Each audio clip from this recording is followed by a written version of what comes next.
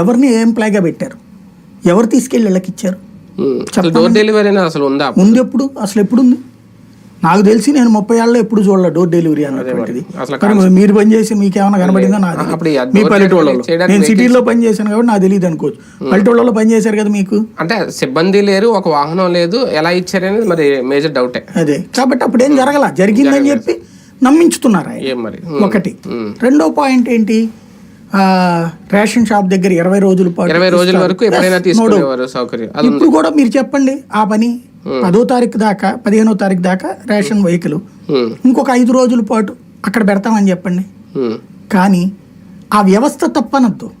అవును, ఆ వ్యవస్థ ఎందుకు వచ్చింది అంటే ఇప్పుడు ఆయనే చెప్పినట్టు వృద్ధులు వికలాంగులే కాదు, ఈవెన్ ఇవాళ ఓపిక ఉన్నటువంటి, అంటే రేషన్లో ఇదివరకు జరిగేది ఏంటి, ప్రాక్టికల్గా మనం గ్రౌండ్ లెవెల్లో గమనించింది, రేషన్ షాప్కు టైమింగ్ ఉంటుంది. రేషన్ షాప్ వాళ్ళకి లోకల్గా ఇన్ఫ్లుయెన్స్ ఉంటుంది సహజంగా. వాళ్ళ జోలికి పోరు. వాళ్ళు సివిల్ సప్లైస్ వాళ్ళకి ఇవ్వాల్సింది ఇచ్చుకుంటారు, మిగతా రాజకీయ నాయకులతో పరిచయాలు మెయింటైన్ చేస్తారు.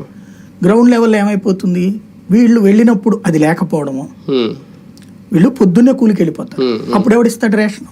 అదే కదా. సాయంత్రం కూలి నుంచి వస్తారు, ఎవడిస్తాడు అప్పుడు? దానికోసం కూలి మానాలి ఒకరోజు, అంతే కదా.